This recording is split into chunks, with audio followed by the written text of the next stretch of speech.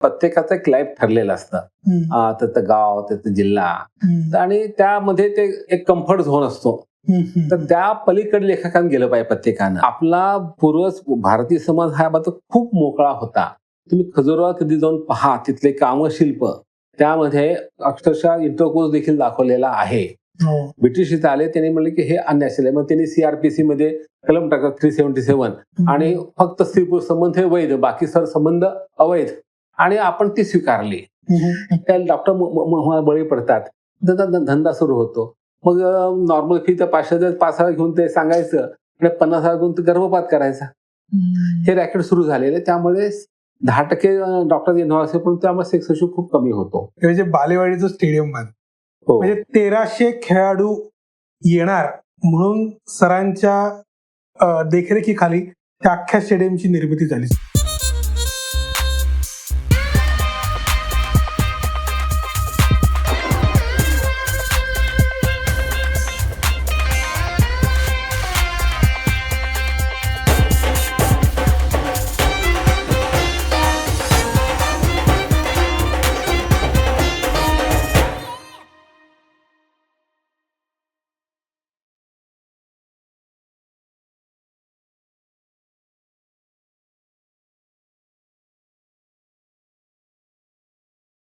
भारतीय प्रशासनिक सेवेत कार्यरत वरिष्ठ अधिकारी सर्जनशील लेखन करून साहित्य संमेलनाचे अध्यक्षपद भूषवू शकतो, हा सर्वांग सुंदर अनुभव श्री लक्ष्मीकांत देशमुख यांच्या वाट्याला आला आहे. मराठवाड्यातील मुरुम गावात जन्मलेल्या देशमुख यांनी रसायनशास्त्रात पदव्युत्तर पदवी तसेच मराठी विषयात MA आणि बंगलोर येथून MBA करून अमेरिकेतून त्यांनी इंटरनॅशनल पॉलिसी हा महत्त्वाचा अभ्यासक्रम पूर्ण केला आहे. हरवलेले बालपण, सावित्रीच्या गर्भात मारलेल्या लेकी, इन्किलाब, जिहाद अशा पुस्तकांचे ते लेखक आहेत. अखिल भारतीय मराठी साहित्य संमेलन बडोदाचे ते अध्यक्ष होते. लक्षात आयान या दिवाळी अंकाचे ते संपादकही होते. मराठी साहित्य संस्कृती क्षेत्रात त्यांचे भरपूर योगदान असल्यामुळे ते अनेक पुरस्कारांचे मानकरी ठरले. चला तर लक्ष्मीकांत देशमुख यांच्याशी आपण चर्चा करूया. Sir welcome. नमस्कार. नमस्कार. गांधी भवनचा ट्रस्टी आहे. अच्छा. त्याच्या पद्धतीप्रमाणे सर्वांना मी नमस्कार, राम राम, सलाम अलैकुम आणि जय भीम म्हणून. वा वा फारच छान. सर साहित्यिक म्हणून आपला खूप मोठा प्रवास आहे. सो त्याबद्दल काही सुरुवातीला सांगा. अगदी बालपणी मला वाचनाचा छंद जडला, तो माझ्या आईमुळे. आणि पुढे शाळेमध्ये मला फार चांगले मराठी आणि इंग्रजी शिक्षक भेटले.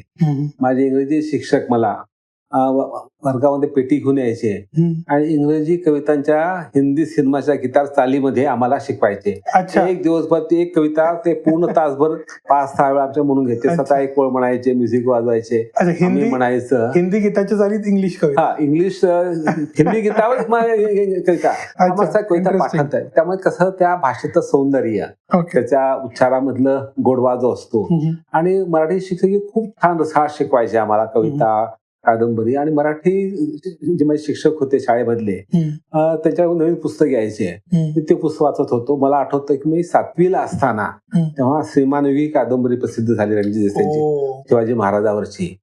तेव्हा ते 10 खंडात, आता 2 मोठ्या खंडात मिळते 1005, तेव्हा 100 मध्ये 10 खंड आले होते. बापरे. ते खंड त्यांनी मला आधी वाचायला, तू आधी वाच म्हणजे मी वाचतो. इतकं त्यांचं मला प्रेम होतं आईमुळे आणि ह्यांच्यामुळे मला हे झालं. आणि लहानपणापासून मला 5वी-6वी पासून माझा रोज लायब्ररीत जाऊन पुस्तकं आणणं हा माझा त्या काळात दिनक्रमाचा एक भाग होता.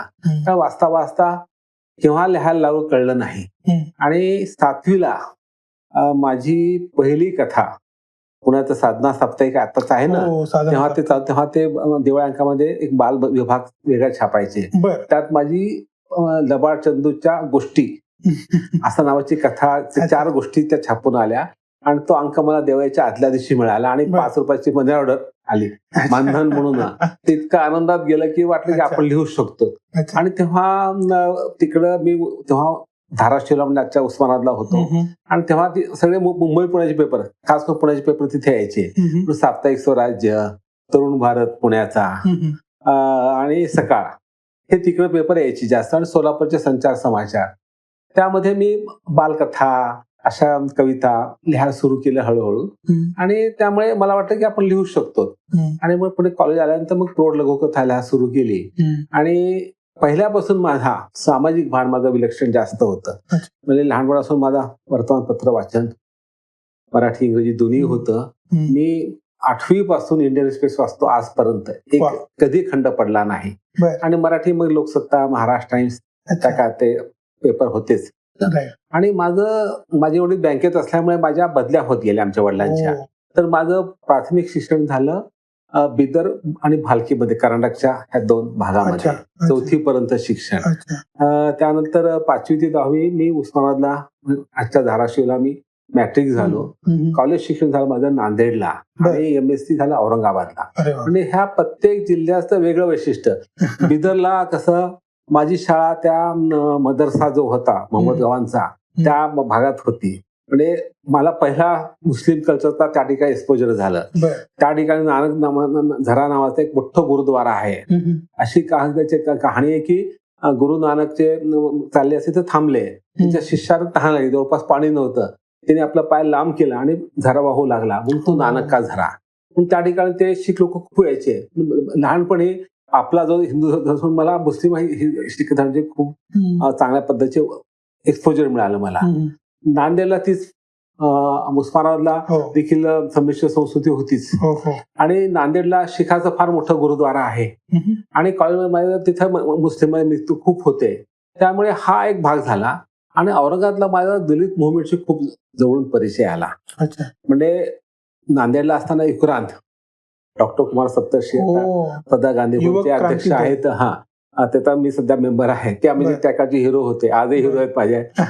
दही वय वाढलं असतं तरी एक बाबा युवकांची क्रांती दल असल्यामुळे त्यात मी 2-3 वर्ष काम केलं असल्यामुळे तो एक वातावरण मांतरलं होतं. आणि औरंगाबादला मला दलित मुवमेंटशी संबंध आला. तिथं गंगाधर पानतावणे होते, अस्मिता दर्शक काढायचे, तो संबंध आला.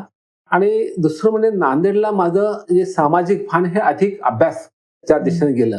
कारण नांदेडला त्या काळात नरहर कुरुंदकर आणि राम शेवाळकर हे खूप हो. टॉपला तिथं होते. बर, बर. खास करून नरहर कुरुंदकरला मी चालतं बोलतं जिवंत विद्यापीठ समजतो. वा. आणि ह्या मुक्त विद्यापीठाचा मी एक मुक्त विद्यार्थी आहे. गावात त्यांचे नेहमी व्याख्यान राहायचे. अच्छा. कुठल्याही गावात मोठा माणूस आला अच्छा. ते अध्यक्ष नरहर कुरुंदकर. वा. किंवा कुठल्याही कोणाची नेहरू जयंती आहे, सुभाषांची जयंती आहे, पटेलांचं आहे, सावरकरांचं काही आहे, किंवा कुठला वाङ्मयीन आहे, संगीताचा आहे. ह्या सगळ्यात त्यांचं ज्ञान खूप चौफेर असल्यामुळे तिथं ते भाषा ऐकत गेलो. आणि त्या काळामध्ये माझी एक कथा, माझं सामाजिक भान किंवा होतं, मी सायन्सचा विद्यार्थी होतो. माझी एक कथा आली पुण्याच्या स्वराज्य मासिकात, परंतु पहिली आली होती बर. हिबाकुशा नावाची. हिबाकुशा म्हणजे जपानमध्ये अणुबॉम्ब टाकला गेल्यानंतर हो. 3 जनरेशनला डिफॉर्मेशनचा सामना करावा लागला अणुविकृत रेडिएशनमुळे. अच्छा. त्या डिफॉर्म झालेल्या माणसांना हिबाकुशा म्हणतात जपानीमध्ये. अच्छा. तर तशी मी कथा, त्या नावाची कथा लिहिली होती. बापरे. आणि का कोण जाणे त्यांच्यापर्यंत पोहोचली नरहर कुरुंदकर. तेव्हा माझे त्याला नुसतं दुरून दर्शन होतं आमचं. त्यांनी मला बोलून घेतलं, तू फार म्हणजे ह्या वयात कॉलेजला असताना 12 फर्स्ट इयरला आणि नांदेड सारख्या ठिकाणी राहून तू अभ्यास करून कथा लिहिलीस, ग्रेट. म्हणजे तू कीप अप, तू चांगला लेखक होशील, हे प्रोत्साहन मला मिळालं. आणि तिथं खऱ्या अर्थानं माझ्या लेखकाचा जन्म झाला. वा. आणि माझी पहिली ह्यापूर्वी जी कथा आली ती हुंडा बळीवर होती. म्हणजे पहिल्याच माझं नाव सोशली कॉन्शियस आहे असं मला काही हरकत नाही. माझी एक कथा आली होती, तरुण भारत पुण्याच्या वास्तविक मेला निघत होता. त्याचे परिचय दिबा मोकाशी होते, मोठे ग्रेट लेखक. ज्यांचा तो दिठ्ठी सिनेमा सध्या गाजतो आहे आपल्या सुभेदार भावाने काढलेला, ते आंबोज आले की त्यांनी मला ते बक्षीस मिळाल्यानंतर त्याने पत्र, तुझी कथा फार चांगली आहे, मला का आवडली, मी ती का निवडली कथा, असं त्यांनी दिलं. तर त्या हे एन्करेजमेंट ह्यातून माझ्या लेखाचा जन्म झाला. आणि मग तेव्हापासून सतत लिहितो आहे. सर, मग आताचे जे लेखक आहेत त्याची सामाजिक संवेदनशीलता कमी झाली असं तुम्हाला कुठे वाटतं का? काही प्रमाणात नक्कीच कमी झालेली आहे. आणि स्पष्ट कसं नाही का की कसं प्रत्येकाचं एक लाईफ ठरलेलं असतं, त्याचं गाव, त्याचा जिल्हा, आणि त्यामध्ये ते एक कम्फर्ट झोन असतो. तर त्या पलीकडे लेखकांना गेलं पाहिजे प्रत्येकानं, अन्यथा तुमची ग्रोथ होणार नाही. तुम्ही तुमच्या अनुभव किती लिहा, 1, 2, 3 पुस्तकं लिहा, त्या पलीकडे मग केवळ तुम्ही जे जगता जे पाहता तेवढंच ते तर लिहिलंच पाहिजे, ते तर मी पण लिहितो आहे, पण त्या आपल्याकडे खूप मोठं जग असतं. ते जग तुम्ही समजून घेतलं पाहिजे. तुमच्याकडे ते प्रतिभा असली पाहिजे, नजरिया असला पाहिजे, जेणेकरून तुम्हाला कुठलाही प्रश्न मानवी अंगाने टिपता आला पाहिजे. ही जी एक मानसिक वाढीचा भाग असतो, एक मानसिक दृष्टिकोन असतो, तो तुम्हाला त्यात तुम्हाला त्रास होतो, अभ्यास करावा लागतो, हिंडावं लागतं, फिरावं लागतं, तर ते अनेक लोक टाळतात. आणि दुसरं म्हणतं की आम्हाला राष्ट्राशी संबंध नाही, आम्ही काही पाहणार नाही, आम्ही आमचं लेखन हेच आमचं समाजकारण राजकारण. तर माझा त्यांना नेहमी प्रश्न आहे, माझा एक सिद्धांत आहे की मानवी दुःखाचं मूळ हे धर्मसत्ता, राजसत्ता आणि आर्थिक सत्ता, अर्थसत्तेवर मुळे आहे. आता उदाहरण देतो. एक जुनी कादंबरी आहे, पण लक्षात कोण घेतं नावाची, आपट्यांची, हरिभाऊ आपट्यांची. त्यामध्ये नवरा गेल्यानंतर बायकाचं केस कापतात आणि तिला माळघराच्या बाहेर यायचं नाही. आता पद्धत कमी झालेली आहे, परंतु एकेकाळी खूप प्रचंड गाजलेली होती. आता ही कादंबरी आहे, परंतु ह्या कादंबरीचं त्या मुलीचं दुःख काय आहे?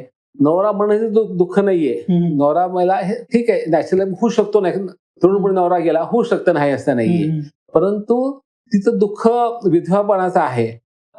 कारण तिचा केशवपण करून तिला अंधार खोलीत ठेवलं जातं आणि आयुष्यभर तिथं राहावं आणि आपले वासना मारून तिनं राहावं, ही धर्मसत्ता अपेक्षित करते. मग तिचं जे दुःख आहे, शारीरिक भूक असतील, तिचं मानसिक दुःख असेल, नवरा घेतं, एकटं राहायचं, कुणाशी मिसळायचं, घरामध्ये एखादं डोहाळ जेवण चाललंय, लग्न चाललंय, तिने यायचं नाही, वावरायचं नाही, जवळची नाती भाची असती, पुतणी असती, हे दुःख जे आहे, हे दुःख धर्मसत्तेचं दुःख आहे.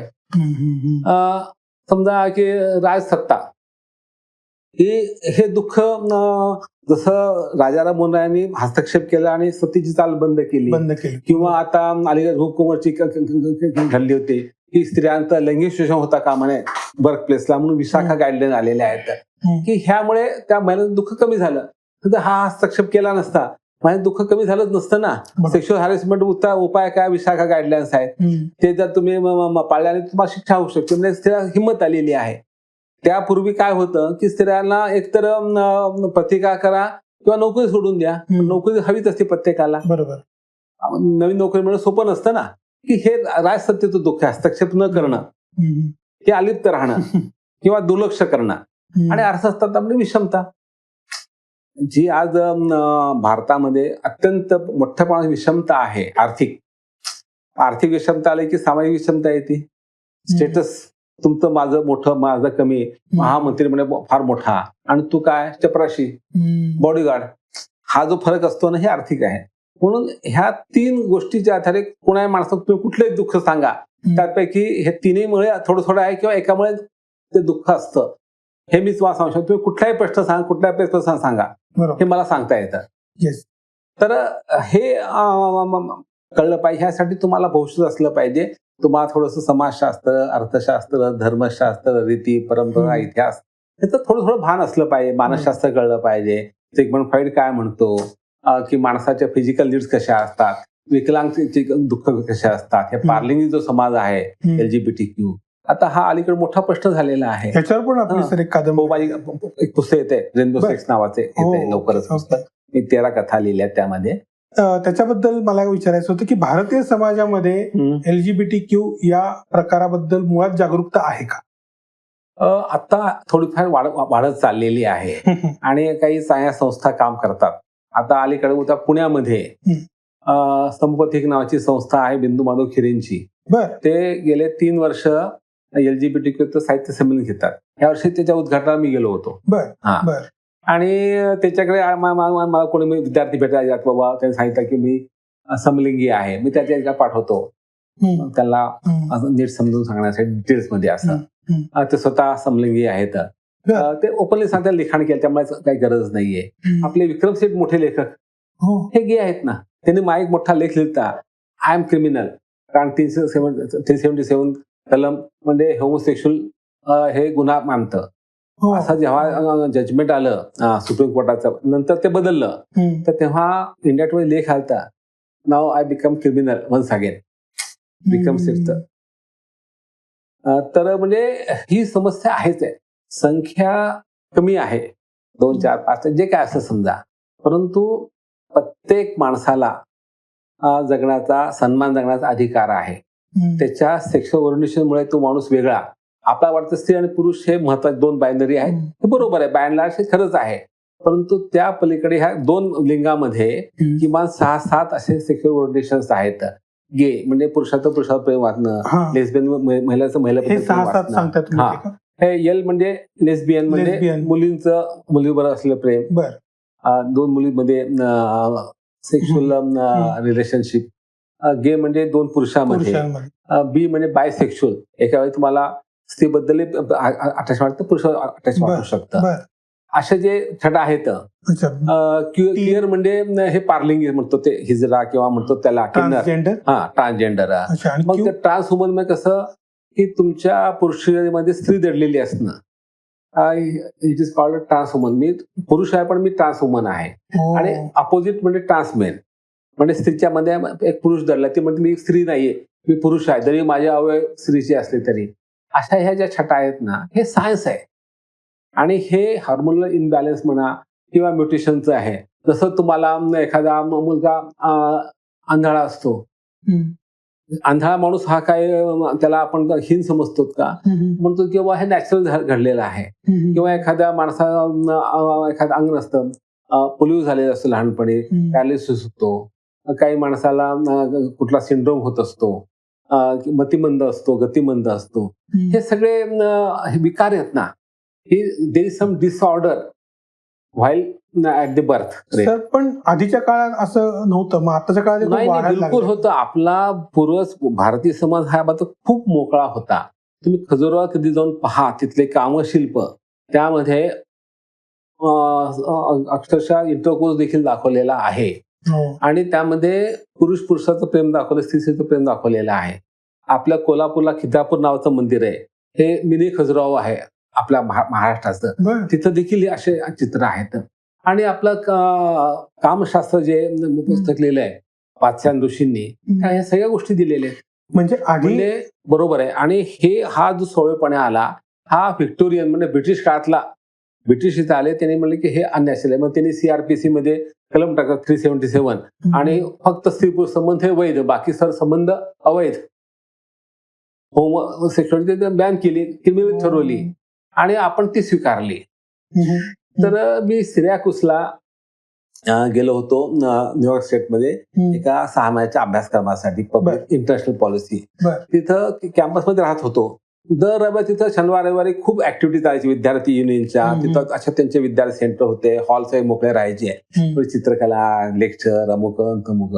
असं मी शुक्रवारी राऊंड घेऊन पाहायचं, बाबा ह्या शनिवारी काही नवीन ऐकायला मिळेल का, काही पाहायला. ते फिल्म दाखवायचे, नाटकं व्हायचे, स्ट्रीट प्ले व्हायचे. हे शुक्रवारी पाहायचं, ते ईमेल पाहायचं. आणि कळलं की ते LGBTQ नावाचं कॉन्फरन्स आहे त्या दिवशी. अच्छा. ओके. आणि तोपर्यंत मला थोडंफार माहिती होती, ऐकून माहिती होती, पण तसं काही फार नव्हतं. आणि तिथं मी गेलो, खरंच हायवेमध्ये जाऊन बसलो. तिथं कुणी करत नाही, फक्त विचार तुम्ही कोण, I came from India and doing this course, public policy course. Okay, welcome असले. आणि तिथं 10 मिनिटांनी जे मला शिकवत होते प्रोफेसर, ते आले आपल्या पार्टनरसह. ते तेव्हा न्यूयॉर्क स्टेटमध्ये हा समलिंगी विवाहाचा कायदा झाला नव्हता. तिथं पत्ते राज्यात कायदे वेगळे असतात. तर दुसऱ्या राज्यात जाऊन त्यांनी पार्टनरशी लग्न करून इथे आले होते, आणि ते दोघांनी त्यात भाग घेतला आणि आपला एक्सपिरियन्स सांगितला. It was cultural shock for me. आणि नंतर त्यांनी 8 दिवसांची चक्क आम्हाला पार्टी दिली. मी भारताचे 30 IAS ऑफिसर म्हणून त्यांच्या मोठ्या फार्म हाऊसवर. आणि दोघं अगदी जसा नवरा वेलकम तसे वेलकम करत होते. आणि मला लक्षात, मी पाहत बसलो किती निर्मळ आहेत हे. ह्यांच्यामध्ये मला काही विकृती वाटली नाही. दोघं they are in love with each other. आणि ते वाटतं की हे नॅचरलच आहे, हे फक्त वेगळं आहे, हे आपण समजून घेतलं पाहिजे. मग त्यानंतर मग भारतामध्ये ही मुवमेंट सुरू झाली. कोर्ट केस झाल्या, 377 बद्दल नालसा केस झाली. दिल्ली हायकोर्टाने ते 377 रद्द केलं होमोसेक्शुअलिटी पुरतं, परंतु सुप्रीम कोर्टाने अपहेल्ड केलं. तेव्हा ते विक्रम सेठनं म्हणलं मी पुन्हा बनलेलं आहे. मग पुन्हा ते रिव्ह्यू पिटिशन झालं, निकाल दिला. आता फक्त लग्न मान्य करायचं एवढं फक्त, बाकी सगळ्या गोष्टी आपण प्रोग्रेस खूप केलेली आहे. आणि या काळामध्ये गे परेड दरवर्षी होतात. गे परेड अच्छा. म्हणजे ह्या लोकांची परेड होती, पुण्यात दरवर्षी होत असती. हो हो हो. तर ते सगळे रंगीन कपडे घालतात, त्यांचा जो झेंडा आहे, ध्वज, तो इतर दिवशी सप्तरंगाचा आहे. पण सर एवढं सात सगळं रंग- झाल्यानंतर अजून समाज मान्यता आहे का? प्रश्न आता बदलत चाललेला आहे. अजूनही काय म्हणते का, आपला समाज हा धर्मनिष्ठ आहे आणि आता जे सत्तारूढ सरकार आहे बीजेपीचं, ते फार पुराणमतवादी आहे. त्याने खूप अपोज केला सुप्रीम कोर्टामध्ये. नाही तर त्याने जर थोडं पॉझिटिव्ह दिलं असतं, काय हरकत नाही, तुम्ही निर्णय घ्या, तर समलैंगिक विवाहाचा मान्यता मिळू शकते सुप्रीम कोर्टाची. त्या शेवटी कायदा हे करतात ना. कायद्यामध्ये आपण ते तरतूद काय केले, marriage between mail and female अशी व्याख्या आहे. त्यामध्ये एनी टू अडल्ट असं केलं असतं तर ते सोपं झालं असतं, त्यांना तसं करायचं होतं. सुप्रीम कोर्ट तसं इंडिकेट केलं, पण ह्यांनी खूप अपोज केला. हे ह्यांचं मनामध्ये धर्माचा पकडा, हे अननॅचरल आहे, त्याला धर्माची मान्यता नाही. आता खरं तर संघाचे प्रमुख मोहन भागवतांनी 1-2 वर्षापूर्वी ओपनली होमोसेक्च्युअल हे आहे, इन एक्झिस्टन्स आहे असं मान्य केलं होतं. आणि त्याने महाभारताच्या हंस आणि डिंबक नावाचे 2 सेनापती यांची कहाणी सांगितली. अच्छा. हे दोघं जरासंध राजाचे सैनिक होते, सेनापती होते, जीवश कंठस्थ मित्र होते. आणि त्यातला एक मारला गेला युद्धामध्ये, तेव्हा दुसऱ्या आत्महत्या केली दुसऱ्याच दिवशी. कारण असं की दोघं समलैंगिक होते, ऐकापासून राहू शकत. एक जण गेला, आपला पार्टनर गेला, तर मी कसं राहू, म्हणून ते आत्महत्या केली. अशी ती कहाणी आहे महाभारतातली. तर म्हणजे इतकं ते त्या काळातल्या सगळ्या गोष्टी होत्या. तर त्यामुळे आता बदलत चालल्या, परंतु भारतामध्ये कसं की कुठलाही समाज सुधारणा लवकर होत नाही. आणि आपण आपल्यामध्ये थोडंसं म्हणजे नवीन गोष्ट ऍक्सेप्ट करायची मानसिकता भारतीय माणसाने फार कमी आहे. वेळ लागणार, पण तो हळूहळू चालेल. आता दुसरं काय की हे लोक बोल्ड होत चालेत. नाव दे आर ओपनिंग अप, सांगतात येस आय एम गे. आता पुणे विद्यापीठामध्ये एक राजा राव नावाचे, मिस्टर राव नावाचे एक इंग्लिशचे प्रोफेसर होते. त्यांनी खूप 2-3 पुस्तक लिहिलेले आहेत. ते गे ऍक्टिव्हिस्ट होते. तर हे आता सुरू झालेलं आहे. तर हे सगळं ह्या प्रोसेसमध्ये मला एक कथा सुचली लेस्बियनची. मी ती पहिली कथा लिहिली, दुसरी गेची कथा लिहिली, मग तिसरी एकदम पुराण कथेत गेलो आणि अर्धनारी नटेश्वर म्हणजे पुरुषामध्ये स्त्री असते, म्हणजे ट्रान्स वुमन, ट्रान्समेन. तर असे काही कथक डान्सर गुरुजीमध्ये एक मुलगा मुलगी आहे, त्याला बॅले बसवायचा आहे. आणि तो गुरु तू कृष्णाचा रोल कर, तिला म्हणतो तू राजा रोल कर. तर तिला ते राधेचा रोल करता येत नाही. ती म्हणते की मला जमत नाही, मला कृष्णाचा रोल द्या. ती खूप छान करते. आणि हा म्हणतो मग कृष्णाचा हा मी करतो म्हणतो. म्हणजे हे गुरु लक्षात येतं की बाबा हा ट्रान्स वुमन आहे, त्याच्यामध्ये एक स्त्री दडलेली आहे, म्हणून हा सफाईनं राधेचा रोल करू शकतो, डान्स करतो. आणि ती हे आहे टॉम बॉईश आहे, तिच्यामध्ये एक मुलगा दडलेला आहे, म्हणून ती कृष्णाचा रोल अवखळपणा चांगला दाखवू शकते.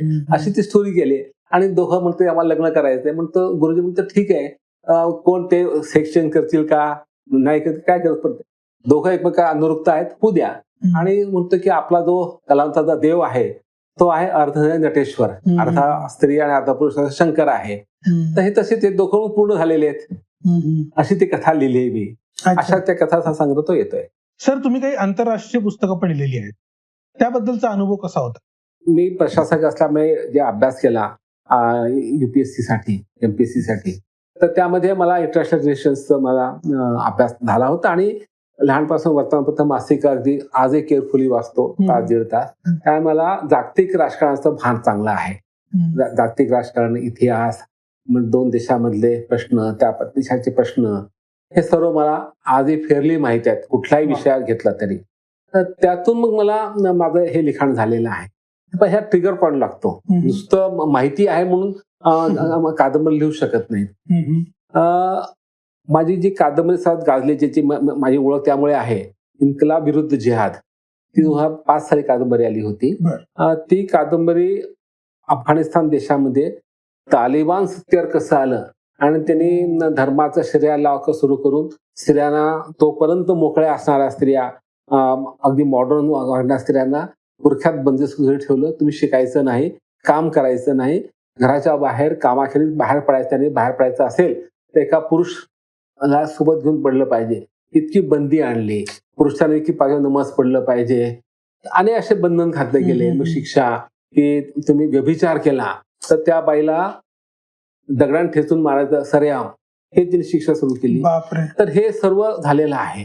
तर हे सर्व मला अस्वस्थ करत होतं. परंतु जेव्हा 1996 साली ह्या तालिबान लोकांनी तेव्हाचे कम्युनिस्ट नेते जे राज्य प्रेसिडेंट होते नजीबुल्लाह, त्यांना पकडलं, ते हरले तालिबानच्या पुढे आणि त्याला कैद केलं आणि त्याला त्या बाहेर काढलं. तो खरं तर भारतात पुढे यायला निघाला होता. त्यांना आधी एका विमानात बायका मुलांना पाठवून देत, दुसऱ्यावर तो जाणार होता. त्याला थोडा वेळ लागला. तोपर्यंत ते विमानतळ काबीज केलं आणि त्याला कैद केलं गेलं. आणि 96 साली त्याला रस्त्यात बाहेर फोडलं, फरफटत. आपण सिनेमा बघतो हिंदी सिनेमात, की जीपला मागे फरफटत नेलं, तसं केला. त्यात ते मेला. त्याला फासाला लटकावलं आणि त्याचं 3 दिवस तिथं होतं. तिचे खूप छायाचित्र आले. मी ते हादरून गेलो. आणि तेव्हा तालिबानच्या ह्या दौऱ्यामुळे हजारो अफगाणिस्तान भारतामध्ये दिल्लीला आले. जवळपास 10-12 हजार लोक आले. तर मी दिल्लीला एक 15 दिवस राहिलो. त्यातल्या जवळपास 100 लोकांशी बोललो, भेटलो. त्यांची स्टोरी, ते कसे आले, काय केले. आणि त्यातून मला एक कथानक सुचलं. आणि ट्रिगर पॉईंट काय होता की तिने एका महिलेला झिना म्हणजे व्यभिचाराच्या आरोपाखाली ठेचून मारलं रस्त्यावर. तर तिची स्टोरी वाचली. मला माझी नायिका सापडली. एक आधुनिक विचाराची, पुरोगामी विचाराची, विवेकी मुलगी, अफगाण स्त्रीला व्यभिचाराखाली, खोट्या आरोपाखाली तिला मारलं जातं. आणि मग तिचं बॅकग्राऊंड, मग तिला घडवणारा तिचा काका, तो कम्युनिस्ट नेता, डाव्या विचाराचा माणूस, त्याला विरोध करणारा एक कट्टर मुस्लिम, असे कॅरेक्टर निर्माण केले गेले. आणि 1960 ते 2015 पर्यंतचा हा कालखंड आहे ज्यामध्ये हे तालिबानचं आलं. आणि ही कादंबरी लिहिताना मला चॅलेंजेस होते की मला खरा इतिहास लिहायचाच आहे, परंतु कादंबरीचा फॉर्म्युला आला पाहिजे. म्हणून फॅक्ट्स कुठे छेडछाड करायची नाही, पण तरी मला कादंबरी लिहायची. म्हणून फिक्शन आलं. म्हणून मी I mix facts with fiction. एक जानर नाव आहे इंग्रजी मधला फॅक्शन नावाचा, फॅक्ट्स विथ फिक्शन. तर त्या प्रकारामध्ये कादंबरी लिहिली आणि ती खूप लोकांना अपील आजही होते. त्याचं 2000 किती अपील होती. एक उस्मानाबाद जिल्ह्यामध्ये नुजोटीमध्ये एक कुटुंब आहे. तो फुल टायमर आहे मार्क्सवादी पक्षाचा. त्यात मार्क्सवादी टीका पण खूप आहे. तर तो, त्याची पत्नी एका छोट्या घरात, एका डोमचं घर, एकच खोलीमध्ये राहतात. ते फुल टायमर आहे. 2-3 हजार 5 पगार मिळतो. ती बायको टीचर आहे आणि त्या 3 मुली आहेत. ह्या 5 लोकांनी माझी कादंबरी वाचली होती. त्याने मला, तुम्ही इकडे आलात तर मला भेटायला आवडेल. मी घरी गेलो आणि माझ्यासमोर नवरा बायको, म्हणजे 50चे 55चे असतील, आणि कॉलेजची एक मुलगी होती, फायनलला, दुसरी 12वीला होती, तिसरी 10वीला होती. ह्या 5 लोकांनी माझ्या इतकी चर्चा केली. सगळ्यांना माझी कादंबरी माहित होती. म्हणजे मला इथे ग्रेटेस्ट रिवॉर्ड, एक पूर्ण कुटुंब कादंबरी प्रेमात आहे. दुसरं एक प्रोफेसर इथं होते सिम्बायोसिस मध्ये, आता ते लंडनला गेले. ते एकदा मला भेटायला आले. म्हणजे तुमची कादंबरी वाचली कॉलेजला असताना मी, आणि की आपण इंटरनॅशनल रिलेशन मध्ये PhD करायची.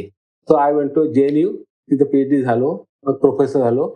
आधी कुठे होते उत्तर भारतात, मग ते इथं 2 वर्ष आले सिम्बायोसिसला, आता लंडनला गेले. तर हे मी मला तुम्हाला सांगायचं होतं म्हणले, इथं भेटून ते आज सांगतो म्हणले. माझ्या ईमेल आहे, त्यांनी एक बात भरलेला आहे. दिस इज अवॉर्ड रिवॉर्ड आहे. हे असं की आपण काहीतरी वेगळा विषय घेतला आणि शेवटी धर्मसत्तेमुळे मानवी दुःखाचं जे चित्रण केले, आता माझ्या बोललो धर्मसत्ता आणि दुःखात कारणीभूत असते. तर जिवंत उदाहरण हे आहे. तर क्रीडा विषयक पण आपलं खूप लिखाण आहे, त्याच्याबद्दल मला स्वतः प्रत्येक माणसाला खेळ आवडतोच आणि प्रत्येक खेळ खेळत असतो. तुम्ही काही फार मोठे चॅम्पियन असं नाही, पण मी बॅडमिंटन आणि टेबल टेनिस खेळतो आणि बऱ्यापैकी कॉलेज असताना खेळत होतो आणि इंटरव्ह्यू भाग घेतलेला आहे. सचिन तेंडुलकर माझी पहिली पारितोषिक कथा होती बंद लिफ्ट नावाची. बंद लिफ्ट? का बरं? कथा लिहिली होती सचिन तेंडुलकर आणि विनोद कांबळे. नाव तर बदलले होते ह्या दोघांच्या रिलेशनशिपवर. दोघही एकत्र खेळायचे. एका वेळी तिने मुंबई संघ जिंकून दिलेला आहे. दोघांनी 200 रन केले होते. त्यांचा रेकॉर्ड 650 रन असा. परंतु सचिनला 15 वर्ष संधी मिळाली. तिला 18 वर्ष संधी मिळाली विनोदला. गुणवत्ता तेवढीच असताना किंवा लोकांना गुणवत्ता जास्त होती याची, फक्त हा जरा थोडा स्वैर होता, थोडासा म्हणजे शिस्त कमी होती ह्याच्यात विनोदकडे, बॅकग्राऊंडचा फरक असतो. तर त्यामुळे त्याला उशिरा संधी मिळाली आणि त्याला संधी मिळाली आणि पहिल्याच मोसमामध्ये त्यानं टेस्ट मॅच मध्ये 2 सेंचुरी, डबल सेंचुरी मारल्या आणि 1 सेंचुरी मारली. तेव्हा आता कोणते प्रश्न विचारला की तुम्ही फारच हवे फॉरवर्ड दिसता. हो म्हणे, मला मी सचिन मित्र म्हणे, सचिनला खूप आधी संधी मिळाली, मला आता संधी मिळालेली आहे आणि I have to catch with Sachin. तो मला पायऱ्या चढून गेलो तर वेळ लागेल, so I have to go by lift fast. मी चाललो फास्ट म्हणून सेंचुरी मारलेली आहे. हे वाक्य मला खूप आवडलं, लक्षात ठेवून घेतलं. आणि काही वर्षानंतर त्या डाऊनफॉल सुरू झाला आणि एकदम मला वाटलं की ते वाक्यात म्हणलं आता ह्याची लिफ्ट बंद पडलेली आहे, ती का पडली असेल. मग गुणवत्ता आहे, सचिनची मैत्री आहे, तरी तो मागे का पडतो. कुठेतरी खेळामध्ये शिस्त लागते, एक नियमित लाईफस्टाईल लागते, तर ती ह्यात का नव्हती. पण हा दलित ख्रिश्चन मागासवर्गीय आहे, गरिबी होती, एकदम प्रसिद्धी मिळाली, पैसा मिळाला, बहकत गेला. आता इतरही खूप लोक खेळाडू बहकले असतील, पण ह्याची चर्चा फार झाली. कारण आपल्याकडे कसं की श्रीमंत माणूस बहकला तर म्हणते श्रीमंत माणूस बहकणार असतं, पण गरीब माणूस श्रीमंत होऊन जर बहकला गेला त्याच्यात टीका जास्त होती. अशी त्याच्या आधी जास्त टीका झाली. दुसरे खेळाडू नव्हते का, आता हार्दिक पांड्या, हे लोक किती म्हणजे मौज मजा, किती स्क्वेअर लाईफ जगतात. आपण पाह्यामध्ये करण जोहरच्या सिनेमात त्याच्या शो मध्ये त्यानं म्हणला नाही का, माझे काय काय किती बायकाशी संबंध होते. तर हे आपण तर माफ करतो आज मोकळेपणा, पण तेव्हा तो नव्हता. त्यामुळे ही बंद हिची लिफ्ट पडली, ही कथा लिहिली. तर मला क्रीडा कथा हा प्रकार मी मराठीत सुरू केला नवा, असं माझा दावा आहे आणि तो खराच आहे. तर त्यामध्ये खेळाडूच्या जीवनावर कथा आहेत, पण त्या खेळाशी निगडीत कथा आहेत. त्या कथेचं जे प्रॉब्लेम आहे, समस्या आहे, डाऊनफॉल आहे, अपडाऊन्स आहेत, किंवा अंडरडॉगची फाईट आहे, त्या खेळामुळेच आहे. त्यामुळे खेळ आणि जीवन अभिन्न आहेत, अशा कथा लिहिल्या आहेत. आणि मला खेळातल्या यशापेक्षा खेळातल्या डाऊनफॉलच्या, अपयशाच्या आणि underdog how can they win after certain period, अशा त्या कथा मला जास्त आवडतात. तशा मी कथा लिहायचा प्रयत्न केलेला आहे आणि त्यात हा कथा संग्रह 2 सिद्ध झालेले आहेत. सर, आता लेखक, संवेदनशील लेखक आणि ब्युरोक्रेसी या 2 गोष्टी तशा खूप तारेवरची कसरत म्हणल्या. सो ब्युरोक्रेसी बद्दलचं तुमचं कसं काय तुम्ही मॅनेज केलं? हा, तुम्ही म्हणताय हे अगदी खरं आहे की आमचे बहुसंख्य ब्युरोक्रॅट हे थंड आणि निर्विकार वागतात. त्यांची संवेदनशील कुठेतरी बोथट झालेली असते. म्हणजे आम्हाला खूप काम करावं लागतं, खूप समस्या असतात, खूप लोकांशी भेटावं लागतं. तर त्यामुळे कदाचित तेच प्रश्न आहेत म्हणून काही लोक त्यातून अधिकृत होतात. परंतु असं झालं तर काम सुटत नाही. काय, we are selected and paid for to do redressal of the people's grievance. हे आमचं मेन काम आहे, महसूल खात्याचं किंवा IS. ही लोकांचे प्रश्न सोडले पाहिजेत आणि विकासाचे प्रश्न सोडले पाहिजेत. विकासा प्रश्नामध्ये होता, परंतु मानसिक प्रश्न सोडले पाहिजेत. तर मी लेखक असल्यामुळे माझी संवेदनशीलता कधी कमी झाली नाही. त्यामुळे मला प्रत्येक माणसाच्या दुःखामध्ये एक प्रश्न दिसायचा, प्रत्येक फाईलमध्ये एक समस्या पाहिली की मला दुःख जाणवायचं. तुम्हाला उदाहरण देतो की माझ्याकडे कलेक्टर असताना गन लायसेन्स, रिव्हॉल्वर म्हणा, त्याचा अधिकार कलेक्टरकडे असतो. ते माझ्याकडे एका चांगल्या व्यापाराचा अर्ज आला, खालच्या प्रोसेस झाली, तपासणी झाली, SP-ने रिकमेंड केलं, पोलिसांनी सांगितलं नो ऑब्जेक्शन, आणि माझ्याकडे फाईल पुटअप केली. आणि दुसऱ्या दिवशी मी ती फाईल पण ऑर्डर देणार होतो. म्हणजे माझ्याकडे ती फाईल आलेली आहे हे मला सकाळी कळलं. ज्या दिवशी मला ऑफिसला आलं, मला एक बाई भेटायला आली. भेटायला गेलो, ती म्हणली माझ्या नवऱ्याची फाईल आपल्याकडे आलेली आहे गनसाठी आणि सगळं ओके आहे, ते तुम्ही बहुतेक मंजूर कराल. पण ती पाहून करेल म्हणून जे काय असेल, मी त्यात काही हे करणार नाही म्हणलो. मग तुम्हाला असं वाटतंय का मला काही नाही, मला ते माहिती तुम्ही पैसे खात नाही, काही नाही, हे लायसन्स तुम्ही मंजूर करू नका. काय? कारण त्याचा स्वभाव हा फार एक्स्ट्रीम आहे. त्याच्या म्हणजे त्याचे मूड्स फार स्विंग होतात आणि मला भीती आहे. तेव्हा मला मारलं तर मी भरून देते बघ नाही, तो दुसरा कोणा मारलं गनच्या आधारे चिडल्यानंतर, तर ते मिशाप नकोय मला. म्हणून तुम्ही रिकन्सिडरेट. बापरे. बर. आता मग त्याला बोलून घेतलं की तुझं असं मग कळलंय की नाही मी काही केलं नाहीये. आता त्याला त्यासाठी पाठवायचं माणसाकडे हिस्ट्री जाणून घ्यायची हे शक्य नव्हतं. मग मी काहीतरी कारण खुसपट काढलं आणि ते रद्द केलं. आणि त्यात मी लिहिलं की बाबा माझ्या कॉन्फरन्स रिपोर्टमध्ये की I his wife met me and she told me believing on her testimony की ह्या माणसाचं सायकोलॉजिकली हा डिस्टर्ब माणूस आहे, त्यामुळे ह्याला गन देऊ शकत दिलं तर खून खराब होऊ शकतो म्हणून मी नाकारलं. ही कथा जेवण कथा त्या बाईशी बोललो, मग विचार केला आणि मग त्या माणसाला असं होऊ शकतं का? होऊ शकतं. अशा केसेस आहेत का? असतात केसेस. हे आहे. दुसरं मी उदाहरण देतो. पट्टणकोडी नावाचं एक गाव आहे कोल्हापूर जिल्ह्यामध्ये. तिथं बिरोबाची यात्रा म्हणजे धनगराचा देव खूप मोठी यात्रा भरते आणि त्या यात्रेमध्ये तिथं मराठा आणि धनगर समाज इक्वली आहे. दोघे स्ट्रॉंग आहेत आणि त्यांच्या आपसात नेहमी कुरबुरी चालत असतात.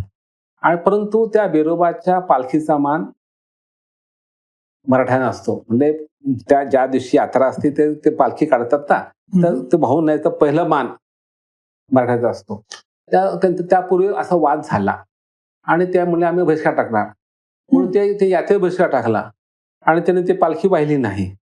नंतर थोडंफार आम्ही ते दंगल मिटवली. नंतर मी परत गेलो 8 दिवसांनी शांत झाल्यानंतर की काय का घडलं असतं. तर मंदिरात बसलो, पुजारी आला. पुजारी तुम्ही खरं सांगा काय घडलं. तो म्हणला आमच्या लोकांनी काही कुरघोडी केली, मराठी चिडले, त्यात आमचा दोष होता, आमच्या लोकांनी चुकाच केल्या, परंतु ह्याने बहिष्कार टाकला, हे टाकायला नको होता. म्हणून आमचे लोक म्हणतो की तुम्ही आम्ही वाईट माणसं आहोत, आमचा देव वाईट आहे का, देवा का बहिष्कार टाकता. ह्याच्या कथाली जात नाही ती जात नावाची. तर ह्याच्या कथा ते एक मला की आम्ही माणसं वाईट आहोत मी मान्य करतो, आम्ही त्याला त्रास दिला, परंतु आमच्या देवानं काय बिघडलं त्यांचं असं ते. तर ही हा त्या विचारलं नसतं, मग त्या काही बोललं मग कळलं पण नसतं, शांत परत जायची गरज. पण मला म्हणलं हे असं व्हायला नको होतं, काय झालं. तर ही माझी सेन्सिटिव्हिटी लेखक म्हणून आलेली आहे. त्यामुळे मी प्रशासक म्हणून मी प्रत्येक जिल्ह्यामध्ये काम करताना जे लोकांचे प्रश्न आहे ते मी सोडू शकलो. सर, देशपातळीवर तुम्हाला 5 अवॉर्ड मिळाली. ती सेव्ह द बेबी गर्ल ही तुमची एक छोटी चळवळ होती स्त्री भ्रूण हत्येविरुद्ध. सो त्याबद्दल थोडं सांगा. ही इतकी सेन्सिटिव्हिटी तुम्ही ब्युरोक्रेसी कशी काय सांभाळली दोन्ही? प्रशासनात असताना मी नेहमी आउट ऑफ बॉक्स काम करायचा प्रयत्न केलाय आणि प्रत्येक ठिकाणी काहीतरी नवीन काम करावं जेणेकरून लोकांचा फायदा होईल. कारण शेवटी ब्युरोक्रेसीला अधिकार असतो, कलेक्टरला, IAS लोकांना.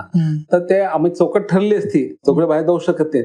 चौकडीत आम्हाला खूप फ्रीडम असतं आणि मुख्य आमची जी स्ट्रेंथ आहे IAS लोकांची की त्यांना असे अधिकार आहेत, दे कॅन डू एनिथिंग, असं लोकांची श्रद्धा आहे. कलेक्टर म्हणजे जिल्ह्याचा राजा, तो काही करू शकतो. तर हे खरं नसतं, लोकांना तसं वाटतं. त्या गोष्टीचा काही लोक मिसयूज करतात. मी चांगला यूज केला की मी हे चांगला करायचं आहे. तसंच मी काय केलं की स्त्री भ्रूणाचा प्रश्न होता, सेक्स रेशो घसरला होता कोल्हापूर जिल्ह्यामध्ये, तो मला अस्वस्थ केला. मग मी विचार केला काय केलं पाहिजे. आता ती स्टोरी फार मोठी, टू कट स्टोरी शॉर्ट, मी एक कॉम्प्युटर चिप ITचा वापर केला, एक कॉम्प्युटर चिप तयार केली. It is called silent observer. Silent observer. हा, आम्ही त्या जिल्ह्यातल्या जितके सोनोग्राफी सेंटर्स आहेत कोल्हापूर जवळपास 350 होते, त्या ठिकाणी त्या कॉम्प्युटरमध्ये ती फिट केली. आणि त्याचं वैशिष्ट्य काय, जेव्हा एखादी प्रेग्नंट गर्भवती महिला डॉक्टरकडे येते पोटातलं बाळ पाहण्यासाठी, कारण कसं जनरली 3 ते 4 वेळा सोनोग्राफी होते बाळाची वाढ पाहण्यासाठी. आणि ते जेव्हा ते सोनोग्राफी करतात तेव्हा डॉक्टर काय बघतो, पोटातलं बाळ कसं बघतो, त्या स्क्रीनवर बघतो कॉम्प्युटरच्या. पोटातलं बाळ हलताना दिसतं, तुम्ही पाहिलं अनेक सिनेमामध्ये इकडं तिकडं. आणि त्यावरून त्याला कळतं की बाळाची ग्रोथ बरोबर आहे का, विकृती आहे का.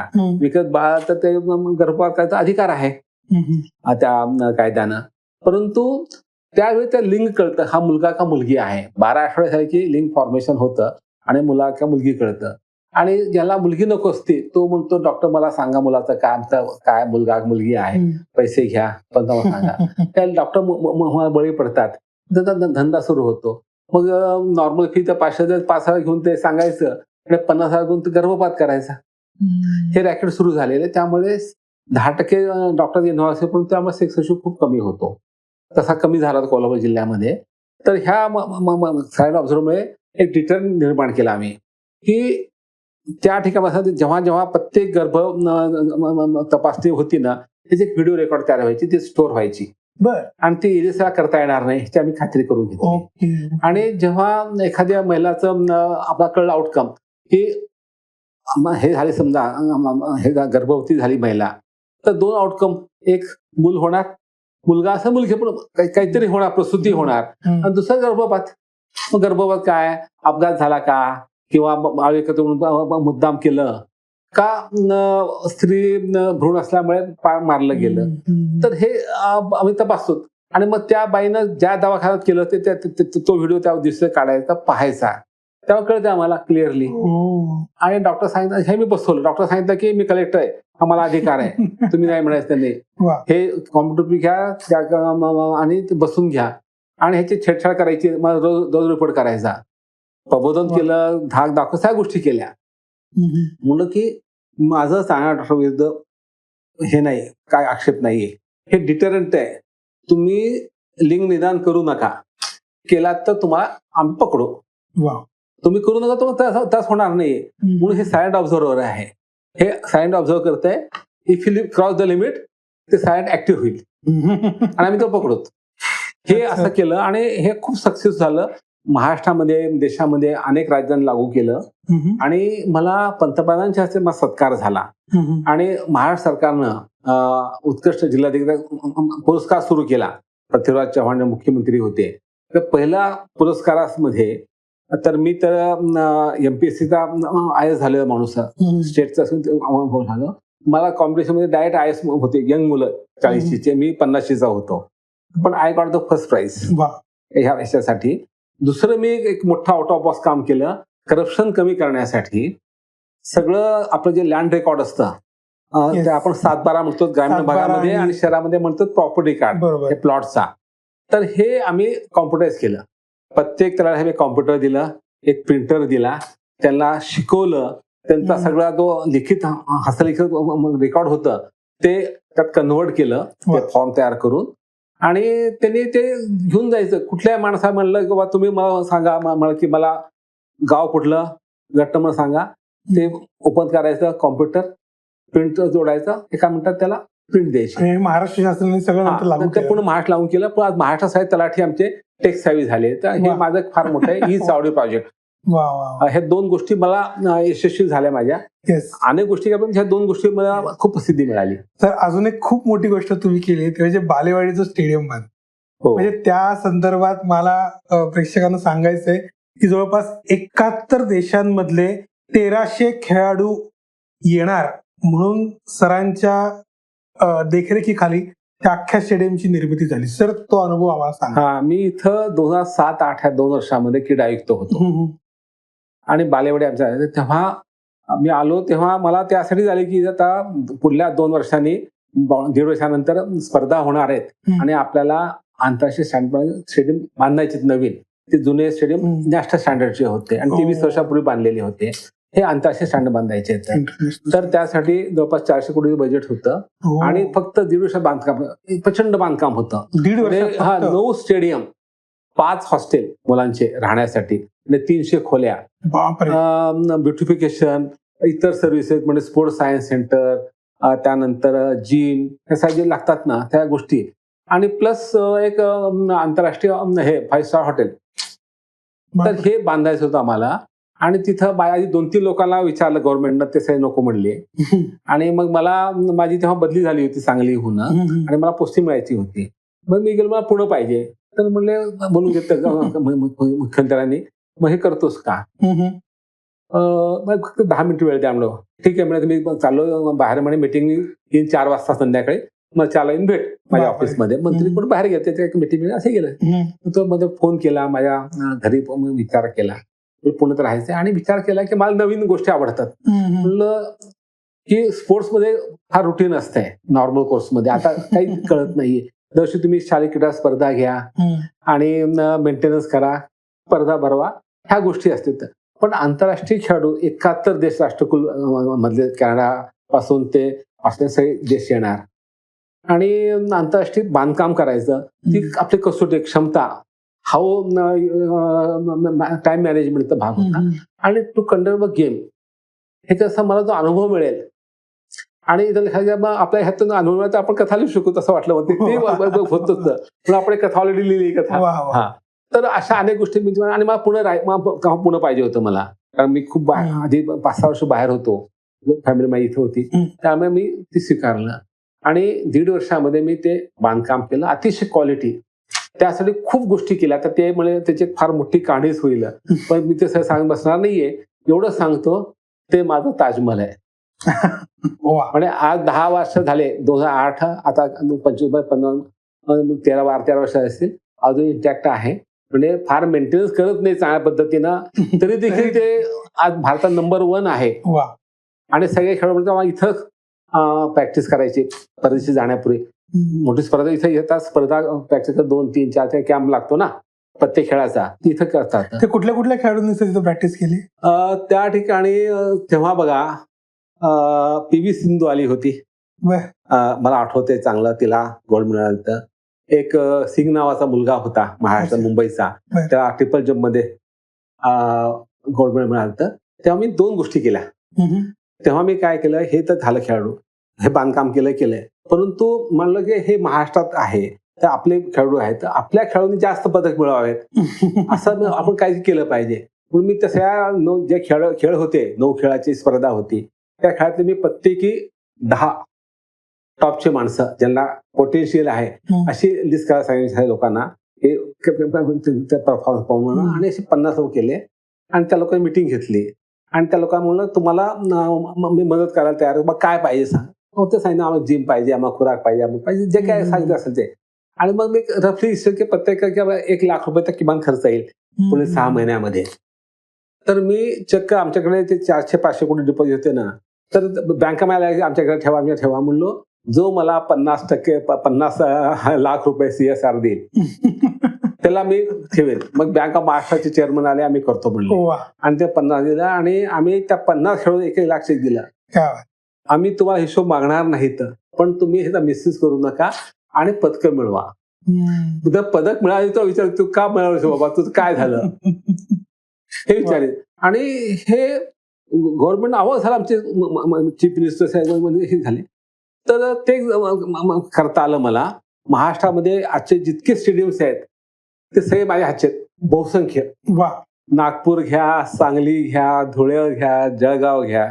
जळगावच्या उद्घाटनाला प्रतिभाताई पाटील राष्ट्रीय आलत्या आणि त्यांनी मी टेबल टेनिस खेळून ते उद्घाटन केलं. आमचा फोटो आहे. तर तो एक मोठा. आणि मी खेळाडूचे जे रक्कम होती बक्षिसाची ती 50,000, 30,000, 20,000 होती. तर मी 10 लाख, 7 लाख, 5 लाख करून घेतली आपल्या मुलांसाठी. आणि आंतरराष्ट्रीय खेळाडूंना नोकऱ्या द्यायच्या क्लास 1च्या, हे मी सुरू करून मागे लागून ते GR काढून घेतला आणि पहिल्या 2 अपॉइंटमेंट मी दिल्या. तेजस्विनी सावंत ती क्लास 1 झालेली आहे. नवनाथ फरताळे आज मुंबईला डेप्युटी डायरेक्टर आहे, त्याला नोकरी दिली. राही सरोवर माझी विद्यार्थी, म्हणजे तिला घडवली, ती ग्रेटच होती, तिला फक्त संधी दिली. तिला देखील ती डेप्टी कलेक्टर आहे पुण्यामध्ये. तर हे सुरू करता आलं. तर ह्यामध्ये दोन्ही गोष्टी झाल्या. एक तर माझी क्षमता पणास लागली, माझी मॅनेजमेंट स्किल आम्ही जे शिकलो होतो सिरॅक्यूसला आणि आयमेनला, ते तर मला पडताळा घेता आला. खेळाची मला अंतरंग कळलं, त्यानिमित्त मग जगात जाता आलं. मी बीजिंगला गेलो, ब्राझीलला गेलो, पाहण्याची तयारी कशी असते काय नाही येते. आणि तो एक श्रीलंकेला मीटिंग झाली, तिथे गेलो, लंडनला गेलो. तर हे मला फायदा झाला आणि ह्या खेळाडूचं जीवन पाहिलं जवळ. सर, आपल्या कारकिर्दीमध्ये आपण परभणी, लातूर, उस्मानाबाद अशा दुष्काळग्रस्त एरियांमध्ये कलेक्टर म्हणून काम करतो. तर त्यावेळेला तुमचा काय अनुभव होता? अनुभव खूप विदारक होता असं म्हणलं पाहिजे. मराठाचा पट्टा हा दुष्काळी पट्टा आहे. लातूर, उस्मानाबाद, बीड तर खूप दुष्काळी पट्टा आहे, तिथं मी काम केलेलं आहे. आणि पश्चिम महाराष्ट्रात देखील सातारामध्ये खटाव माण हा कायम दुष्काळी तालुका आहे. तर तो परदेश छायेचा मधला प्रदेश आहे, जिथं तिथपत त्याचा पाऊस येतो आणि थांबतो आणि थोडं पुढे सुरू होतो, असा तो मधला भाग पट्टा आहे तो. म्हणजे माण, खटाव, साताऱ्यामधलं आणि जत विटा हे सांगलीमधले हे कायम दुष्काळी पट्टे आहेत. तिथे मी काम केलेलं आहे.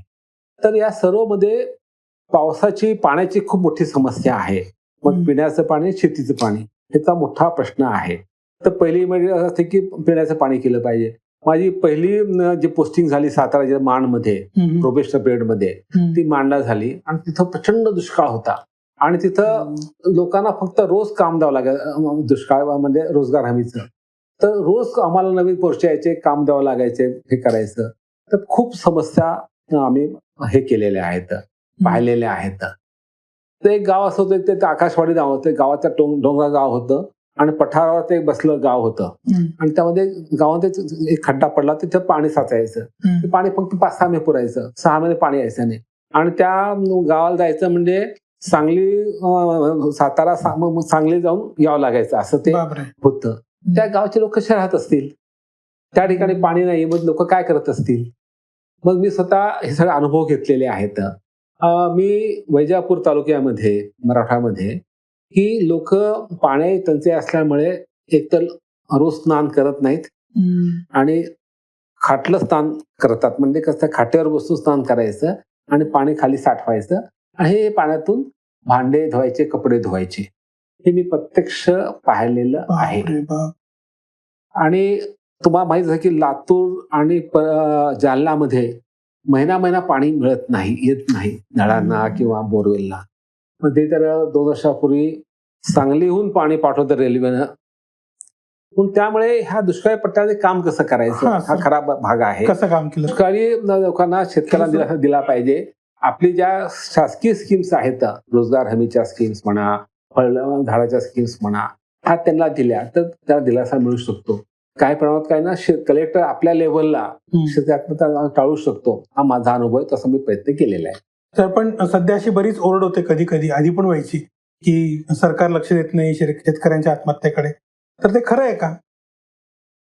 नाही, समजा शेतकऱ्याच्या आत्महत्येचे कारण लक्ष देत असं नाहीये, पण त्याचे मुळात जे प्रश्न आहेत ते प्रश्न सुटले पाहिजेत. एक म्हणजे केवळ शेती क्षेत्र असं जिथं शेतकऱ्यांना कधीही त्यांच्या मालाचा भाव मिळत नाही, तो भाव ठरू शकत नाही. म्हणून आजची जी मागणी MSPचा कायदा व्हायला पाहिजे, ती कायदा व्हायची तर वेळ आलेली आहे. आता ते करावं की नाही हा प्रश्न आहे. आता केलाच पाहिजे, फक्त केव्हा करणार आहात आणि त्यासाठी लागणार जे आर्थिक भार आहे तो पेलला गेला पाहिजे. तुम्ही आता 8 दिवसापूर्वी केंद्र सरकारने 2 घोषणा केल्या. एक 8 वेतन कमिटी नेमलेली आहे आणि जवळपास 50% पगार वाढणार आहे कर्मचाऱ्याचा, पेन्शनर्सचा. तो तुम्हाला वर्षाला 2 लाख कोटीचा खर्च तुम्ही घेणार कायमस्वरूपी, तो तुम्हाला परवडतो. तुम्ही इन्कम टॅक्स 12 लाख माफ केला, वर्षा 1 लाख कोटी तूट पडणार, तो तुम्ही केला. कॉर्पोरेट टॅक्स 35-25% केला. दरवर्षी आतापर्यंत 2 लाख कोटीचा तूट येत गेली. तुम्ही 5-6 लाख कोटीचा तुम्ही तूट सहन करता, मग 3 ते 4 लाख कोटीचा खर्च येत असेल MSP कायद्यासाठी, का करू नये? हा खरा प्रश्न आहे. त्याशिवाय ह्यांचा प्रश्न सुटणार नाही. दुसरं म्हणजे क्लायमेट चेंजचा खूप मोठा फटका बसतो, म्हणून फसल विमा किंवा पीक विमा हे अतिशय चांगलं पद्धत राबवली पाहिजे. की पीक समजा पीक आलं आणि गारा पडल्या आणि पीक नष्ट झालं, पाऊस पडला, नष्ट झालं, तर अशा वेळी त्या माणसाला नुकसान भरपाई जी आहे, जी आपण ती त्याला दिली पाहिजे. ती जर व्यवस्थित दिली तर शेतकरी आत्महत्या करणार नाही. ह्या 2 गोष्टी म्हणजे MSPचा कायदा आणि पीक विमा योजनेची 100% काटेकोर विथ सेन्सिटिव्ह माइंड आणि शेतकरी केंद्रित आपण हाताळणी केली तर निश्चितपणे होऊ शकतं. सर, आपलं सामाजिक लिखाण जसं आहे तसंच आपण काही राजकीय विषयांवर पण लिखाण केलेलं आहे. सो सध्या तुमचं एक पुस्तक बरंच गाजतंय, त्याबद्दल थोडी माहिती पाहिजे. आता रिटायरमेंटच्या आधी मी सामाजिक प्रश्न हाताळत होतो साहित्यातून. म्हणजे फिक्शन लिहायला बंदी नसते शासनामध्ये सरकारी करायला. परंतु आफ्टर रिटायरमेंट मात्र मी मुक्त झाल्यामुळे मला जे राजकीय माझं भान होतं की लिहा वाटत होतं, त्याला मला मुक्त परवाना मिळालेला. मी बरंच लिहित गेलेलो आहे. त्यामध्ये मी अलीकडे एक पुस्तक लिहिलेलं आहे, हिंदुत्व नव्हे भारतीयत्व. सध्या जे गेले 10 वर्ष भाजप फडणवीस सरकार केंद्रामध्ये आहे, त्यांनी जे हिंदुत्वाचा प्रकार सुरू केलेला आहे आणि त्या नावाखाली हिंदू मुस्लिम ध्रुवीकरण सुरू केलेलं आहे, ते मला मान्य नाही. कारण भारताची जी संस्कृती आहे ती सहिष्णू संस्कृती आहे आणि सेक्युलरिझम हा आपल्या संविधानाचा पाया आहे, बेसिक स्ट्रक्चर आहे. आणि सेक्युलरिझम जर नसेल तर भारत देश राहणार नाही. ही जी दृष्टी होती पण महात्मा गांधीची पंडित ती मला पूर्णपणे मान्य आहे. त्याला अनेक कारणं आहेत, माझ्या पुस्तकात दिलेले आहेत. आणि त्यामुळे हिंदुत्वाचं नावाखाली धार्मिक ध्रुवीकरण आणि अल्पसंख्याक समाजाला कुठलेच अधिकार न देणं हा it is you are playing with fire असं स्वरूपाचं ते भीषण काम आहे आणि ते आपल्या देशाला परवडणारं नाहीये. हे मला जाणीव करून देण्यासाठी मी काही लेख लिहिले, काही कॉलम्स लिहिले, काही भाषणं दिले. त्या सगळ्यांचा हा संग्रह आहे हिंदुत्व नव्हे भारतीयत्व. हिंदुत्व तुम्ही म्हणू नका, भारतीयत्व म्हणा. कारण हिंदुत्व फक्त हिंदू येतात, हिंदू धर्म येतो. भारतामध्ये सर्व धर्म येतात. कारण मुस्लिमही भारतीय आहे, ख्रिश्चनही भारतीय आहे, दलितही भारतीय आहेत, म्हणून भारतीय. म्हणून आपलं राष्ट्रीय भारतीयत्व हेच राष्ट्रीयत्व आहे. म्हणजे सर्व लोकांना हा देश आपला वाटला पाहिजे, सर्व लोकांना न्याय मिळाला पाहिजे, सामाजिक न्याय मिळाला पाहिजे, संधीची समानता मिळाली पाहिजे, कोणाबद्दल भेदभाव केला जाणार नाही, हे संविधान सांगतं. हे जर तुम्ही प्रत्येकाला दिलं तर प्रत्येकाचं म्हणजे भारतीयत्व आहे उजळून निघेल आणि मग भारतीय हे राष्ट्रीयत्व होऊ शकेल. बरोबर आहे सर. आपण IAS अधिकारी म्हणून इतके कालखंड काम केलं, आता सुद्धा आपण बरंच काम करताय सामाजिक. तर आताच्या कालखंडामध्ये जसं पूर्वीच्या काळी तुमच्या काळामध्ये जसं काम व्हायचं त्याच ग्रॅव्हिटीनी किंवा त्याच परिणामकारकरित्या काम होत आहे का? गुणात्मक फरक बराच पडत चाललेला आहे. तो हा आहे की ब्युरोक्रेसी ही तटस्थ असली पाहिजे, की सरकार कोणाचे असो, की आमची बांधील संविधानाशी असली, कायद्याशी असली पाहिजे, धोरणाशी असली पाहिजे, नक्की धोरणकर्त्यांशी. तर ही जी एक सेपरेशन ऑफ पॉवर होतं किंवा तटस्थता होती, की राज्यकर्ते कोणी असू त्यांनी त्यांच्या पद्धत लोक निवडून येते, त्यांनी धोरणं आखावेत, धोरणाचे जे GR काढावे, आम्ही ते धोरण अंमलात आणू, हे आमचं काम होतं. त्यामुळे आम्ही एक सेफ डिस्टन्स ठेवत होतो, ठेवलं पाहिजे जागात कुठे होतं. परंतु हे अनेक वेळा हे डिस्टन्स राहत नाही. काही अधिकाऱ्यांना मोह असतो पैशाचा, पोस्टिंगचा, म्हणून ते करतात. राज्यकर्त्यांना असे वाकणारे माणसं हवेच असतात. परंतु जोपर्यंत तुम्ही तटस्थ आहात तोपर्यंत त्यांना फारसं करता येत नाही. पण गेल्या 10 वर्षामध्ये म्हणजे यापूर्वी काँग्रेसने केलं होतं, परंतु अधिक मोठ्या प्रमाणामध्ये आज राष्ट्रीयकरण झालेलं ब्युरोक्रेसीचं. आणि ब्युरोक्रेसी हे सगळे सरकारचं होयबा बनलेली आहे असं म्हणणं वावगं होणार नाही. आपण अनेक संस्था पाहिलेल्या आहेत की खरं तर आम्हाला इतका अधिकार असताना आम्हाला नाही म्हणता आलं पाहिजे की हे तुम्ही काय चुकीचं आहे, तुम्ही ऑर्डर दिलेली आहे, हे संविधानाच्या विरुद्ध आहे, कायद्याच्या विरुद्ध, मी करणार नाही. अच्छा, हे जर तुम्ही धैर्य दाखवलं तर सरकारला मनमानी करता येणार नाही. परंतु आज आमचे लोक करत नाहीत. का करत नाही हा खरा इट इज $1 million क्वेश्चन आहे. तोच प्रश्न होता माझा की असं का होत असेल? तर मूल्यांची घसरण आणि संविधानाचं पुरेशी बांधिलकी नसणं, की आम्ही अधिकारी वी गो टू कॉन्स्टिट्यूशन, तर आम्ही संविधानाचं रक्षण केलंच पाहिजे.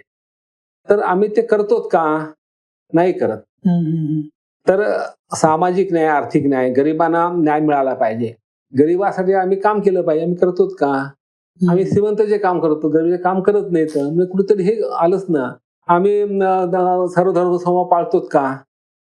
आपण कळत आपल्या कलेक्टर ऑफिसमध्ये गणपती उत्सव होतो, गणपती होतो, ते करणं बरोबर आहे का? मी काय करू दिलं नाही. लोक श्रावण पाळतात बायका, म्हणजे घरी इथं नाही करायचं. कुठल्या धर्माचा नकोय हे मी पाळायचा प्रयत्न केला, पत्त्यान केलं पाहिजे. माझा धर्म माझ्या घरी असेल, ऑफिसमध्ये नाही. कलेक्टर ऑफिस हे निर्मिती सगळे लोक तिथे येणार. माझ्या जिल्ह्यात मुस्लिम आहेत, ख्रिश्चन आहेत, दलित आहेत, सगळे लोक आहेत, आदिवासी आहेत, ते येणार ना कामासाठी. मग हे फक्त त्या ठिकाणी जर फक्त गणपती मंदिर पाहिलं कलेक्टर ऑफिसमध्ये तर त्याला काय वाटेल? कोणी माझ्या मस्जिद पाहिजे म्हणतात, तुम्ही नाही म्हणणार का त्यांना? हा प्रश्न येतो ना. त्यामुळे संविधानिक नैतिकता ही आम्ही पाळली पाहिजे. सर, मग आत्ताच्या काळामध्ये जी काही राजकीय व्यवस्था आहे किंवा जे काही आता चालू आहे त्याबद्दल तुम्ही एक IAS ऑफिसर म्हणून तुम्ही आता त्याबद्दल तुमचं काय मत? मी केवळ IAS ऑफिसर एक अभ्यासक, समाजाचं निरीक्षण करणारा लेखक आणि वैचारिक अभ्यासक म्हणून पाहतो की आज भारतामध्ये लोकशाहीचा फक्त सांगडा उरलेला आहे. फक्त इलेक्शन घेणं लोकशाही नाही, की लोकांचं अस्पायरेशन च आविष्कार करणारी लोकशाही व्यवस्था असते. त्यामुळे लोकांच्या प्रश्नाला प्रायोरिटी दिली पाहिजे. लोकांना काय पाहिजे, आजच्या लोकांचे जे प्रश्न आहेत, बेरोजगारी असेल, महागाई असेल, हे न करता आम्ही त्यांना चुकीच्या पद्धतीनं कुठल्या तरी नको त्या गोष्टीत गुंतून ठेवतो. उदाहरण धर्माच्या बाबतीत आज कुंभमेळा जे चाललेला आहे, 60 कोटी आतापर्यंत लोक गेले असं म्हणतात की कुंभमेळा ठीक आहे ना, परंतु तिथं किती हाईप करायचा. जल्लाद जातीलच ना, की यापूर्वी कुंभमेळा लोक जात नव्हते का, जातच आहेत ना, जल्लाद जातीलच ते. परंतु सरकारनं एका कुंभमेळ्यासाठी 3-3 महिने एका मुख्यमंत्र्यांनी तिथं काम करता बसायचं, अडकून पडायचं. हे मला वाटतं की it is against secularism, against constitution. ह्याच्यावर कोणी बोलत नाही, कोणी कोर्टात जात नाही, कोणाला गेलं तर दाद मिळत नाही. त्यामुळे लोक शांत बसलेले आहेत आणि परत मताचं असं की बा आपण हिंदूला विरुद्ध बोललो तर आपल्याला मतं मिळणार नाहीत, आपण पराभूत असं पक्षाला वाटते की काय. असं मी अनेक म्हणतो की शेवटी मूल्य आहेत. महात्मा गांधी काय सांगतात की आपल्याला आपला आतला आवाज ऐकला पाहिजे आणि आपलं कन्व्हिक्शन आहे की हे चुकीचं तर चुकीचंच म्हणलं पाहिजे. कॉल स्पेड ए स्पेड हा एक धर्म बनला पाहिजे. तो दुर्दैवानं आज येस सर किंवा येस मिनिस्टर ही जी सिरीज आली होती तसं आम्ही वागत चाललेलं होतं. आम्हाला तुम्ही वाका म्हणता, आम्ही पूर्ण रांगत आहोत. हे अत्यंत दुर्दैवी आहे की भारतीय ब्युरोक्रेसीचं जे वैशिष्ट्य आहे की ताट करण्याची स्टील फ्रेम ती आज खूप गंजत चाललेली आहे आणि सरकारला अशी गंजलेली स्टील फ्रेम पाहिजे आहे. ती आपण होऊ देता कामा नये. हे आम्ही विचार केला पाहिजे आमच्या ब्युरोक्रेसीनं, असं म्हणता येईल पाहिजे. माझी पाळी आलेली आहे, त्यासाठी मी आवाज उठवत असतो, लिहित असतो, बोलत असतो. मी माझ्या काळात ह्या गोष्टी पाळल्या आहेत कटाक्षानं, म्हणून मला तो अधिकार नैतिक नक्कीच आहे. परंतु प्रत्येकाचा तो कॉल असला पाहिजे, तो त्यांनी कॉल घेतला पाहिजे. सर, रिटायरमेंट नंतर सध्या तुम्ही काय नवीन उपक्रम हाती घेतलाय? माझ्या रिटायरमेंट नंतर मी 2-3 गोष्टी केल्यात. एक म्हणजे मराठीसाठी बरंचसं काम केलं. त्यामध्ये इंग्रजी माध्यमाच्या शाळेमध्ये मराठी शिकवलं जात नाही, म्हणून तिथं मराठी शिकवलं पाहिजे, जेणेकरून मराठी मुलांची मराठीची नाव तुटणार नाही. म्हणून तो सक्तीचा कायदा करण्याचं आंदोलन केलं.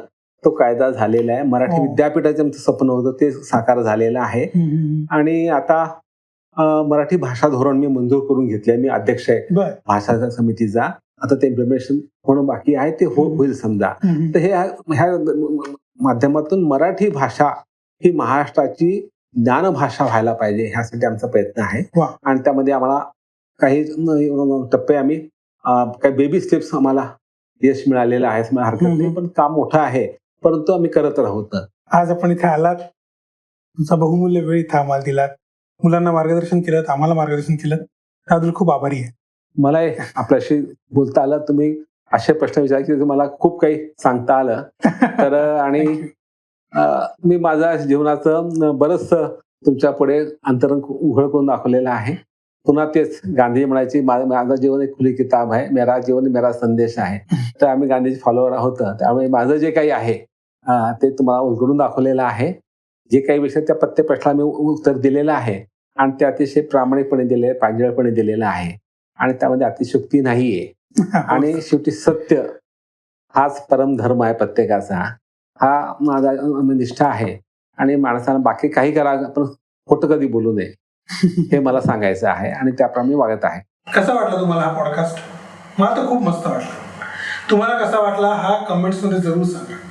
आणि हो, आमच्या वॉट स्टुडिओच्या YouTube चॅनलला जरूर सबस्क्राईब करा, असेच इंटरेस्टिंग पॉडकास्ट बघण्यासाठी. तोपर्यंत बघत राहा. व्हॉट्सअप.